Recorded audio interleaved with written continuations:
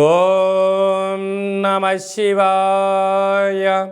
ఓం నమో నారాయణాయ. ఓం శ్రీ స్వర్ణాకర్షణ కాళభైరవాయ నమో నమః. నరదృష్టి నివారణ కాళభైరవాయ నమో నమః. ఓం కాళకాలాయ విద్మహే కాళాతీతాయ ధీమహి తన్నో శ్రీ స్వర్ణాకర్షణ కాళభైరవ ప్రచోదయాతు. హరి ఓం. మా ఛానల్కి స్వాగతం. చూస్తున్న వీక్షకులకు ప్రేక్షకులకు ప్రియ కాళభైరవ భగవద్బంధుకి స్వాగతం పలుకుతూ మమ్మల్ని ఎంతగానో ఆదరిస్తూ ఉండబడినటువంటి ప్రియ సోదరి మండలకు అందరికీ కూడా వసంత పంచమి మాఘ పంచమి సాక్షాత్ మహాసరస్వతీదేవి అమ్మవారి యొక్క ఆశీస్సులు అందరిపైన ఉండాలని, అందరినీ విద్యావేత్తలుగా, జ్ఞానవంతులుగా, గుణవంతులుగా, సంపన్నవంతులుగా అమ్మవారి యొక్క ఆశీస్సులు ప్రసాదించాలని కోరుకుందాం. 1వ తారీఖు 2వ నెల 2024 నుండి 15/2/2024 వరకు పుట్టినటువంటి వారందరికీ కూడా ముందస్తుగా జన్మదిన శుభాకాంక్షలు. గతంలో వివాహం చేసుకున్న వారికి వివాహ వార్షికోత్సవ శుభాకాంక్షలు. ద్వాదశ రాశుల్లో గ్రహ గమనాన్ని ఒకసారి వీక్షింపచేద్దాం. మేషరాశిలో గురువు, కన్యరాశిలో కేతు సంచార స్థితి, ధనుసు రాశిలో కుజుడు బుధుడు శుక్ర సంచార స్థితి, మకర రాశిలో రవి సంచార స్థితి, కుంభరాశిలో శనిచర స్వామి స్వక్షేత్ర సంచార స్థితి, మీనరాశిలో రాహు సంచార స్థితితో ద్వాదశ రాశుల్లో గ్రహ గమనాలు ఈ విధంగా ఉన్నాయి. 6వ తారీఖున కుజుడు మకర రాశిలోకి ప్రవేశం, 12వ తారీఖున శుక్రుడు మకర రాశిలోకి ప్రవేశం, 14వ తారీఖున రవి భగవానుడు ఏడాది తర్వాత కుంభరాశిలోకి సంచార స్థితి, అక్కడే ఉండబడినటువంటి శనితో కలిపి రవి సంచార స్థితి ఉంటుంది. కనుక ద్వాదశ రాశిలో గ్రహ గమనాల్ని అనుసరిస్తూ ఈ యొక్క పక్షం రోజుల్లో ఎలా ఉండబోతుందో సవివరంగా సంపూర్ణంగా తెలుసుకుందాం. కర్కాటక రాశి వారు మాఘమాస వసంత పంచమి సందర్భంగా ఎలాంటి విధి విధానాలు పాటిస్తే అమ్మవారి యొక్క ఆశీస్సులు కలుగుతాయో ఈ వీడియోలో సవివరంగా సంపూర్ణంగా తెలుసుకుందాం. కర్కాటక రాశిలో ఏ నక్షత్రాలు వస్తాయనగా పునర్వసు నక్షత్రంలోని చివరి పదం 4వ పదము, పుష్యమీ నక్షత్రంలో 4 పాదాలు, ఆశ్లేష నక్షత్రంలో 4 పాదాలు కలిపితే కర్కాటక రాశి. చాలామందికి పుట్టినటువంటి కాల సమయంలో డేటా బర్త్లు లేనటువంటి ఏకైక కారణం చేత పేరు యొక్క మొదటి అక్షరాన్ని అనుసరిస్తూ ఆ రాశిని తెలుసుకునే ప్రయత్నం చేద్దాం. హీ, హూ, హే, హో, డా, డి, డు, డే, డో అక్షరాల వారందరూ కూడా కర్కాటక రాశి జాతకులే. కర్కాటక రాశికి అధిపతి చంద్రుడు. వీరు ఈ వసంత పంచమి రోజున పెరుగన్నము, దద్దోజనము, చక్కెర పొంగళి, తెలుపు వస్త్రాలు, తెలుపు గాజులు, తెలుపు పుష్పాలతో సరస్వతి మాతకు పూజ చేయడం వలన వీరికి మంచి జ్ఞానం కలుగుతుందని చెప్పి గమనించాలి. తృతీయంలో కేతు, 6వ స్థానంలో కుజ శుక్ర సంచార స్థితి ఉండడం వలన భూములు, వాహనాలు, బంగారు ఆభరణాలు, షేర్లు, క్రయ విక్రయాలు వీరికి యోగదాయకం అని చెప్పి గమనించాలి.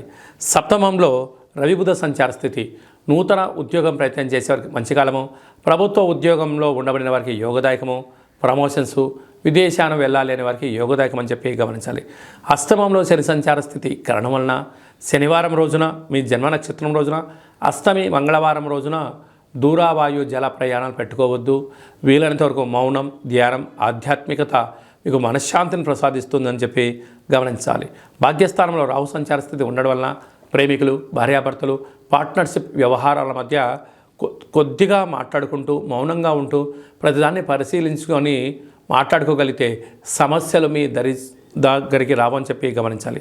రాజ్యస్థానంలో గురు సంచార స్థితి ఉండడం వల్ల వృత్తులు, ఉద్యోగాలు, విదేశీయాన వ్యాపారాలు, లావాదేవీలు, క్రయ విక్రయాలు యోగదాయకమని చెప్పి గమనించాలి. నీటి వ్యాపారాలు, ఆహార ఉత్పత్తులు, పాల వ్యాపారాలు, రొయ్యల చేపల బిజినెస్ల సేవారంగ కార్యక్రమం చేసేటువంటి వారందరికీ కూడా ఇది చాలా మంచి కాలము అని చెప్పి గమనించాలి. ఫిబ్రవరి మాసంలో ప్రథమార్థంలో ముఖ్యమైనటువంటి పండుగల గురించి క్లుప్తంగా సవివరంగా సంపూర్ణంగా తెలుసుకుందాం.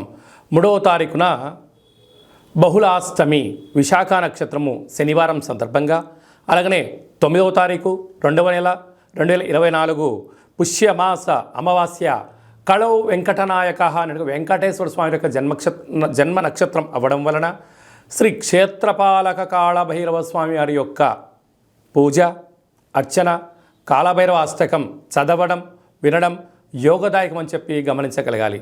ఒక్కొక్క మాసంలో ఒక్కొక్క కాళభైరవుడు ఉంటాడు కనుక ఈ పుష్యమాసంలో శ్రీ క్షేత్రపాలక కాళభైరవ స్వామిని స్మరించడం, ధ్యానించడం, ఆరాధించడం, కాళభైరవాష్టకాన్ని వినడం వలన, అంటే ప్రతి ఇంట్లో ఒక పెద్ద ఆయన ఉంటాడు, ఆయన రక్షణ బాగుంటేనే ఇంట్లో వాళ్ళందరూ బాగుంటారు. కనుక మనము మన కుటుంబ సభ్యులందరం కూడా క్షేమంగా, లాభంగా, ఆయురారోగ్యాలుగా ఉండగలగాలి అన్నట్లయితే శ్రీ క్షేత్రపాలక స్వామి వారి యొక్క స్మరణ, ఇంట్లో కూష్మాండ దీపము, కాళభైరవ స్వామి యొక్క సౌభాగ్య ముడుపును కట్టుకొని చేయడం వలన సర్వత్రా శుభం కలుగుతుంది.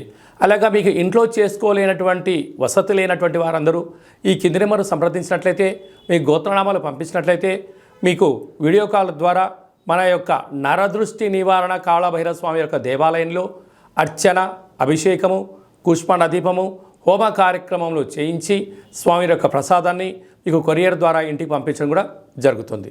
అలాగనే మనకు 10వ తారీఖు నుంచి, ఫిబ్రవరి 10వ తారీఖు నుంచి మాఘమాసం ప్రారంభము.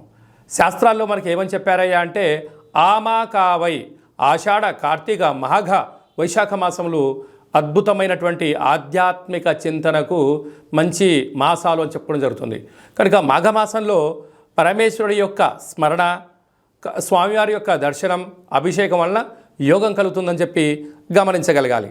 14వ తారీఖున మాఘశుద్ధ పంచమి, మాఘ పంచమి, సాక్షాత్క మహాసరస్వతీదేవి అమ్మవారు భూమండలంలో ఉండబడినటువంటి అందరికీ వాక్కును ప్రసాదించేటువంటి స్వామివారు. కనుక అందరికీ విద్యా వినయ సంపన్నం అంటారు. విద్య ద్వారా వినయం, వినయం ద్వారా ఉద్యోగం, ఉద్యోగం ద్వారా ధనం, ఆ ధనం దుర్వినియోగం కాకుండా సద్వినియోగం ఎలా పరుచుకోగాలో మనకు సరస్వతి మాత ఆశీస్సులతో ఉండడం జరుగుతుంది. అందుకే మనము 3వ సంవత్సరం చిన్నపిల్లలకు పడగానే మొట్టమొదటి అక్షరాభ్యాసం ఎప్పుడు చేయించాలి అని చెప్పి అనేక మంది తల్లిదండ్రులు ఎదురు చూస్తుంటారు. ఆ రోజు మీ యొక్క చిన్నపిల్లలని సరస్వతి మాత దేవాలయానికి తీసుకొని వెళ్ళి అక్షరాభ్యాసం ఓం నమ శివాయ సిద్ధం నమమ అనేటువంటి మంత్రంతో సరస్వతి మాత పూజ చేయించి వ్రాయించడం. అలాగనే చదువుతూ ఉండబడిన విద్యార్థులందరూ కూడా బుక్స్లు, పెన్నులు, స్లేట్స్, ల్యాప్టాప్స్, ఈ ప్రస్తుత కాలమాన ప్రకారంగా ఆధునికంగా చదువుకునే ఏ వస్తువులైనా కూడా అమ్మవారి దగ్గర పెట్టి పూజ చేసి, లేదంటే ఆ కుంకుమను తీసుకొని వచ్చి పూజ చేసుకోవడం వలన సంగీతము, సాహిత్యము, నృత్యము అనేక కార్యక్రమాల్లో విజయానికి అమ్మవారి యొక్క ఆశీస్సులు ఉంటాయని చెప్పి గమనించగలగాలి. ఆ రోజు వీలైనంత వరకు కూడా మనకు తెలుపు రంగు వస్త్రాలు ధరింపచేయడము, చక్కెర పొంగలి లాంటివి, పాయసంతో కూడుకున్నటువంటి దద్దోజనం లాంటివి నైవేద్యం అమ్మవారికి పెట్టి 10 మంది భక్తులకు ప్రసాదం పంచడం వలన అమ్మవారి యొక్క కృప కటాక్ష వీక్షణలు మన అందరిపైన ప్రసరిస్తాయని చెప్పి గమనించాలి. కనుక అదే కాకుండా ఈ యొక్క ఫిబ్రవరి నెలలో ఈ ప్రథమార్థం అంతనూ కూడా అద్భుతమైన విజయం ఇంకనూ సాధించగలగాలి అన్నట్లయితే ఈ యొక్క పాత్ర కంచు పాత్ర అంటారు. స్వర్ణాకర్షణ కాళభైరవ స్వామి వారి యొక్క అక్షయ పాత్ర. అక్షయము అనగా నశించబడినటువంటిది. కాళభైరుడు అనగా కాలాన్ని శాసింపజేసే శక్తి కేవలం కాళభైరుడికి మాత్రమే ఉంటుంది. కాళభైరవ స్వామివారు కాశీక్షేత్రంలో ఉండడము, కాశీక్షేత్రానికి క్షేత్రపాలకుడుగా ఉండడం జరుగుతుంది. అలాగే ఉజ్జయిని క్షేత్రంలో కూడా అక్కడ ప్రాంతానికి అంతడు ఆయనే తిరుగులేని చక్రవర్తి. అలాంటి ఆ కాళభైరవ స్వామి స్మరణ, ధ్యానము, అలాగా ఈ అక్షయ పాత్ర మన గృహంలో ఉంచుకొని ప్రతిరోజు ఉదయము, సాయంత్రము మీరు పూజా కార్యక్రమం ముగించుకున్న తర్వాత 2 అగరబత్తులను తిప్పి ఈ యొక్క కర్ర సహాయం ద్వారా వీటిని ఇలా చిన్నగా శబ్దం చేసినట్లయితే ఓంకార శబ్దం రావడం జరుగుతుంది. అలాగా ఈ ఓంకార శబ్దాన్ని ఎలా సృష్టించాలన్నట్లయితే మనము గృహంలో ఇసురాయిని ఎలా తిప్పుతామో అలా చిన్నగా ఇక్కడ తిప్పగలిగినట్లయితే ఓంకార శబ్దం రావడం జరుగుతుంది.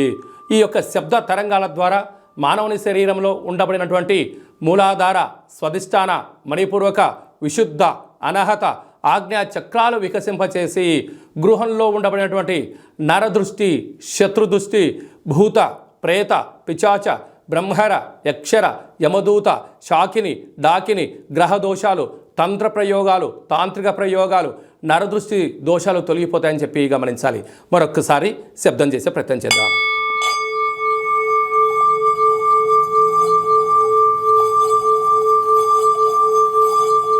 ఈ యొక్క శబ్ద తరంగాల్ని ఇంట్లో ప్రసరించడం వల్ల సర్వము ఐశ్వర్యం కలిగి అపార కుబేర సంపన్నులు అవుతామని చెప్పి గమనించాలి. ఈ యొక్క అక్షయ పాత్రతో పాటు ఒక కాళభైరవ స్వామి యొక్క పిరమిడ్ని, సౌభాగ్య ఒట్టిని, డాలర్ని, కంకణాన్ని, మీ యొక్క పేరు పైన 41 రోజులు కూష్మాండ దీపాన్ని కాళభైరవ హోమాన్ని మీకు ప్రత్యక్ష ప్రసారంగా చూపించి స్వామి యొక్క ప్రసాదాన్ని మీకు అందజేయడం జరుగుతుంది. ఆసక్తి గలవారు ఈ కింది నెంబర్ని సంప్రదించవచ్చు. అలాగనే మీ వ్యక్తిగత జాతకం తెలుసుకోవాలనుకుంటున్నారా? మీ పుట్టినటువంటి తేదీ, నెల, సంవత్సరం, పుట్టిన సమయం రాసి మీరు వాట్సాప్లో పంపించగలిగినట్లయితే సంపూర్ణంగా 100 సంవత్సరాల జాతకాన్ని రాసి పంపించి మీరు పుట్టినప్పుడు గ్రహ గమనాలు ఎలా ఉన్నాయి, ప్రస్తుతం ఎలా ఉన్నాయి, రాబోయే కాలంలో ఎలా ఉన్నాయో సవివరంగా సంపూర్ణంగా తెలియజేయడం జరుగుతుంది. అలాగే డేటా బర్త్లు లేనటువంటి అనేక మందికి మీ పేరు మొదటి అక్షరాన్ని అనుసరిస్తూ గవళ ద్వారా అనగా రమణ శాస్త్రం ద్వారా భూత, భవిష్యత్, వర్తమానాన్ని కాళభైరవ ఉపాసన చేత తెలియజేయడం జరుగుతుంది.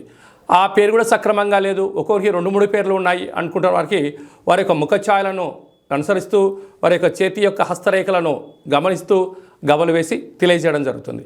అలాగనే మీ అబ్బాయికి కానీ అమ్మాయికి కానీ ఎంత ప్రయత్నం చేసినా వివాహం అవ్వడం లేదా, ఎందుకు అవ్వట్లేదో తెలియజేస్తూ వచ్చేటువంటి అబ్బాయి కానీ అమ్మాయి కానీ గణాలు, గుణాలు, ఆ యొక్క వారి వివాహ తదనంతరము సంతానము, యోగము, ఎలాంటి యోగాలు ఉన్నాయో కూడా తెలియజేయడం జరుగుతుంది.